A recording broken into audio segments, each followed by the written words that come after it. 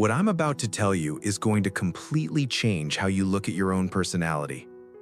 We always talk about trauma as these massive, explosive moments, the loud screaming matches, the visible scars, the massive crises you can clearly point to and say, yeah, that messed me up. But there's a completely different kind of trauma that is totally silent and honestly way harder to spot. Why? Because it's not defined by what happened to you. It's defined by what didn't happen. Psychologists call this childhood emotional neglect. It's the empty space where your parents' validation, comfort, and curiosity about who you are should have been. It's an invisible wound. And the wildest part is, if you grew up in this kind of environment, you probably have zero clue that anything is even wrong. You just adapted. You built up these survival strategies that look exactly like good habits to the outside world. Society probably praises you for being the strong one, the fiercely independent one, or the super chill friend who never causes any drama.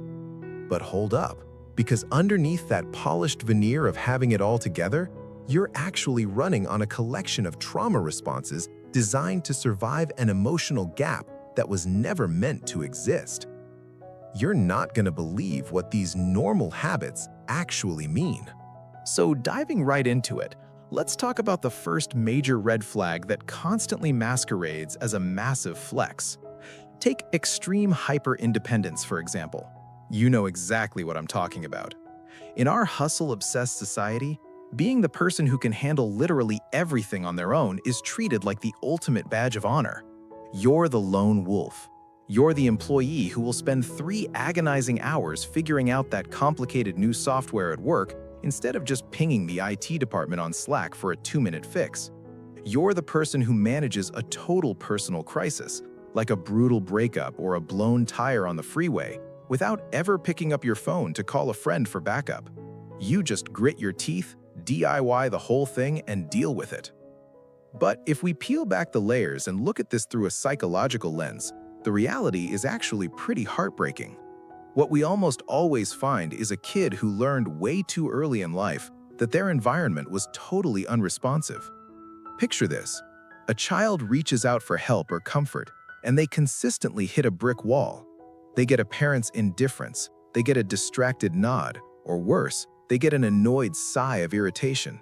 When that happens enough times, a kid's developing brain performs this radical survival-based calculation. It learns that asking for help is a huge risk that only leads to rejection.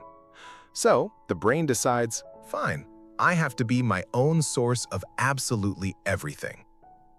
Listen to me carefully. This isn't just you being a self-sufficient badass, it's a literal trauma response. It's a heavy defense mechanism rooted in the deep subconscious belief that people are fundamentally unreliable and will always let you down. When you aggressively refuse help as an adult, you aren't just being productive, you are desperately protecting yourself from that crushing, familiar disappointment of having a real need and being left completely high and dry. But here's where things get absolutely wild, because this hyper-independence feeds directly into another normal habit that you probably experience every single day without even realizing it. Like we just talked about, putting up that massive wall of independence feeds straight into something psychologists call a degree of alexithymia. Simply put, it's the total inability to identify what you're actually feeling. Picture this: you're hanging out and a friend or partner asks you a super basic question like, "How do you feel about that?" And your mind just goes completely 100% blank. Just dial up internet static. It's not that you're trying to be secretive or mysterious, it's that you legitimately have zero clue what is going on inside your own head. Here's the psychology behind it. In a healthy childhood, parents act as emotional mirrors. When a toddler is melting down because their toy broke, a tuned-in parent says, "I see you're feeling really frustrated right now." That simple moment labels the internal sensation and validates that it's okay to feel it. But if you grew up in an emotionally neglectful home, that mirroring literally never happened. Your emotions were treated as totally invisible, or worse, as a massive inconvenience to the adults around you. So, to survive, you learned to hit the mute button on your inner world. You essentially went in and snipped the wires connecting your physical sensations to your conscious mind. Because feeling all those intense emotions was completely useless when there was nobody there to help you process them. As an adult, this shows up as this weirdly flat emotional baseline. You might feel like you're just observing the world through a thick pane of glass, wondering why everyone else seems so deeply connected to their passions, their joy, and their pain, while you just feel kind of disconnected from it all. But what happens when you actually do try to interact with those people? Well, you're not going to believe the exhausting habit you've developed just to survive casual conversations. So, because you're essentially flying blind with your own emotions, interacting with other people becomes a total minefield. And that brings us to this absolutely exhausting habit, the uncontrollable urge to over-explain and justify literally everything you do, even when nobody is questioning you. Listen to this. Have you ever found yourself dropping a massive 3-minute backstory on your coworker just because you were 5 minutes late logging into a Zoom meeting? Or maybe you're at Trader Joe's and you feel the need to give your partner a whole dissertation on why you bought a specific brand of bread. Like, nobody even asked. But you do it anyway. Why? Because you grew up in an environment where your basic boundaries and personal preferences were completely ignored. You learned that just to exist, to have a preference, or God forbid, make a mistake, you had to build an airtight, lawyer-level case for yourself. You had to prove that your actions were 100% logical and completely bulletproof just to avoid getting dismissed or criticized by the adults in your life. Right now, as a grown adult, you are essentially preemptively defending yourself against the judgmental ghosts of your past. You genuinely don't feel like you have the right to just make a simple choice without presenting a whole PowerPoint presentation on why that choice is valid. It is draining as hell. But if you think over-explaining your grocery choices is wild, hold up, because you're not going to believe the heartbreaking reflex you've developed just for taking up physical space in a room. That constant need to defend yourself, it bleeds directly into one of the most heartbreaking behaviors of all, the apology reflex. This is that uncontrollable habit of saying, "I'm sorry," for literally everything, especially for things that aren't even remotely your fault. You know exactly what I mean. You're walking down the aisle at Target, someone totally isn't paying attention and rams their cart into you, and what do? You apologize to them. You apologize for asking a super basic clarifying question in a team meeting. You have a buddy over and apologize profusely for your apartment being a total disaster when there's literally just one piece of mail sitting on the kitchen counter. This non-stop, habitual apologizing is a massive red flag. It's the sign of a deeply internalized, crushing sense of being a burden. Think about the psychology here. If you grew up feeling like your mere presence was a massive imposition on your parents, maybe they were perpetually exhausted from work, battling depression, or just completely uninterested in parenting, you learned a brutal lesson early on. You learned to shrink. You figured out that the absolute safest way to exist in that house was to make yourself as tiny and low maintenance as humanly possible. Every time you reflexively say, "I'm sorry today," it's really your inner child saying, "I'm sorry for taking up space. I'm sorry for existing in your line of sight." It's the verbal manifestation of a kid who was constantly taught that their basic needs always came second to the comfort of the adults around them. But hold up, because this is where things get wild. Learning to shrink yourself like that forced you to develop a specific survival tactic, one that looks like an absolute superpower to everyone else, but is actually destroying your identity from the inside out. That superpower I just mentioned? It's what psychologists call the social chameleon effect. You know the drill. You walk into a room and you are instantly incredibly good at reading the vibe. You can sense a microscopic shift in someone's mood before they even realize they're upset themselves. You seamlessly adapt your personality, your tone of voice, your energy, and even your personal opinions to perfectly match whoever you're hanging out with at that exact moment. On the surface, society praises this. It looks like you've got next-level emotional intelligence or just insanely good people skills. You're the ultimate go-with-the-flow friend that everyone loves having around. But for anyone who actually experienced emotional neglect growing up, this isn't a social skill. It is straight up a hyper-vigilant survival tactic. Think about it. Because your parents didn't provide a stable, predictable emotional baseline at home, you had to become an absolute expert at monitoring their moods.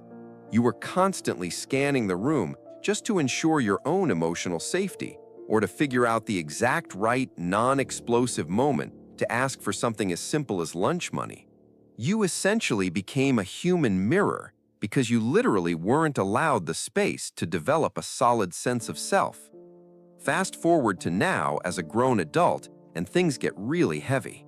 You might catch yourself feeling like a totally different person depending on who you're talking to. It leaves you staring at the ceiling at 2 a.m. with this deeply haunting question: who the hell am I when nobody else is watching?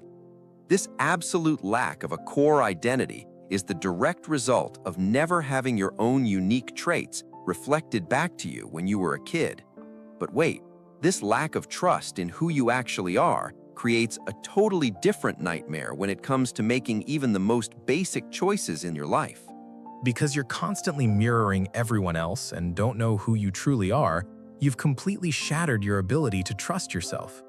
And that leads us straight into the agonizing habit of the constant second guess. I'm talking about that brutal, never-ending internal dialogue where you question absolutely every single decision you make, no matter how ridiculously small it is. You're standing at the mall, agonizing for 20 minutes over whether to buy a plain black t-shirt.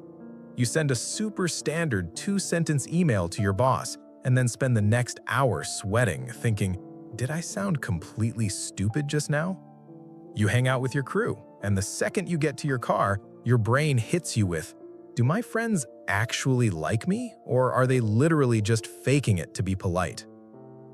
This isn't just you being a little indecisive or quirky. When a kid's reality is constantly ignored or straight up denied by the people raising them, psychologists actually call this gaslighting by omission. That kid completely loses trust in their own perception of the real world.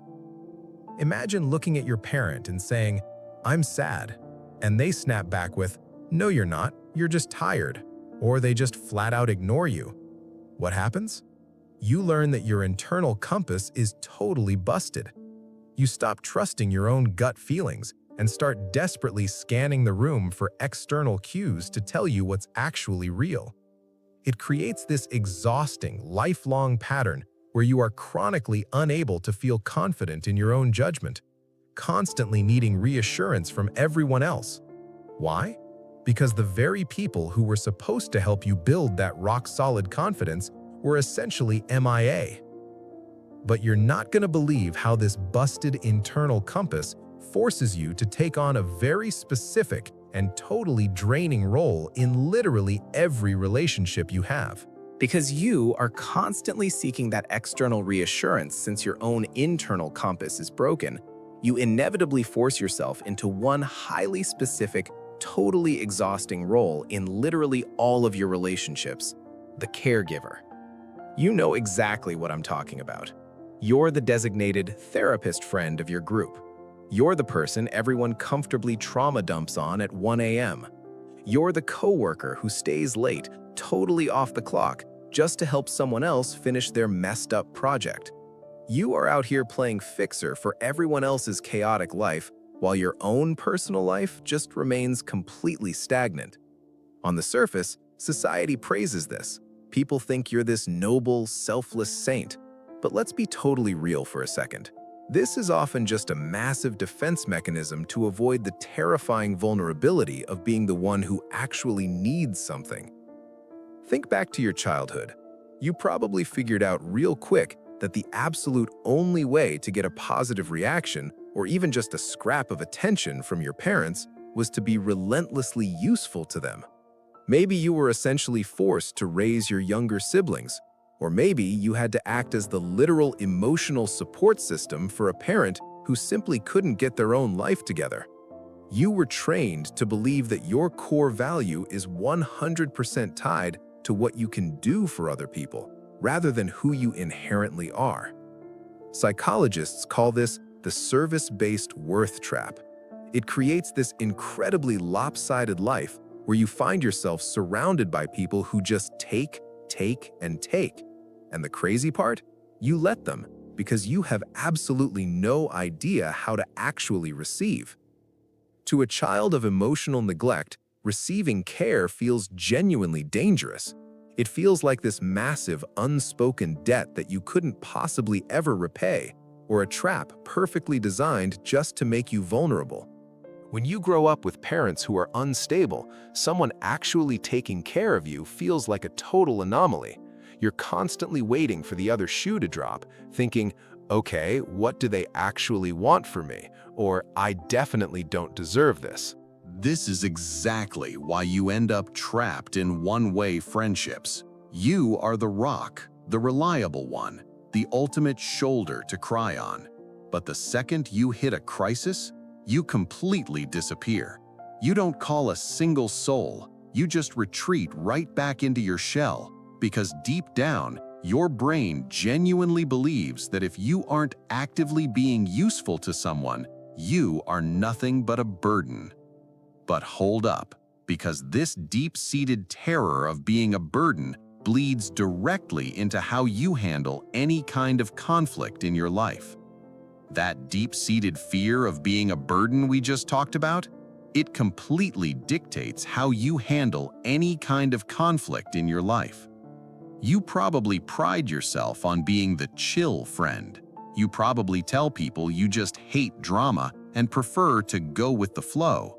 But if we're being brutally honest, you aren't just easygoing, you are absolutely terrified of disagreement.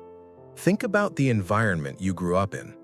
In a neglectful home, making even the tiniest ripple in the water could lead to a total withdrawal of whatever tiny crumbs of affection or attention you were actually getting.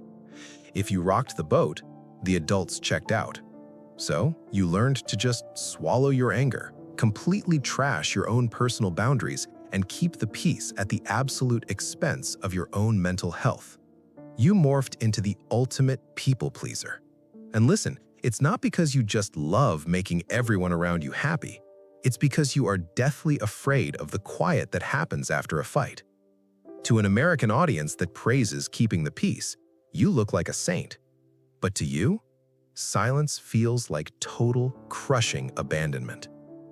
But if everything I've said today feels like looking directly into a mirror, listen up, because what I'm about to tell you next is the most important thing you will hear all day, and it completely flips the script on everything we've talked about. So here's the absolute game changer. If you were sitting there right now, recognizing yourself in all these habits, the intense hyper-independence, the non-stop apologizing, the emotional flatline, the agonizing over tiny decisions, the very first thing you need to hear is this: there is absolutely nothing wrong with you. You are not broken. Real talk? Your brain did exactly what it was biologically wired to do. It adapted to an environment of total emotional scarcity. It built all these intricate habits just to keep you safe in a world where you weren't being properly cared for. But here is the massive plot twist. That environment has changed. You are no longer that helpless kid trapped in that house. That heavy survival gear you've been dragging around for 20, 30, or 40 years, it's getting way too heavy. It's chafing. And worse, it's actually blocking you from experiencing the exact kind of deep love and genuine connection you've literally always craved. Healing from childhood emotional neglect isn't about fixing some defective version of yourself. It's about finally going back and picking up the pieces of the kid that got left behind. It starts ridiculously small. It looks like saying, actually, I want the Italian place tonight, instead of your usual, I don't care, whatever you guys want. It's forcing yourself to wait 5 full seconds before blurting out, "I'm sorry," when you literally haven't done anything wrong. It's letting your buddy help you carry a heavy box up the stairs, even though you know you could probably muscle it up there yourself. All these habits, that was your armor. And you can take a second to genuinely thank that armor because it straight up saved your life back then. But you have full permission to take it off now. You are allowed to be seen. You are allowed to be heard. And yes, you are allowed to be a burden to the people who actually love you. Because here's the absolute truth. The people who truly belong in your corner will never, ever see your needs as a burden. They'll see them as an opportunity to finally love you the right way. You were never too much, and you were never not enough. You were just a kid who deserved to be noticed. And it's about time you finally started noticing yourself.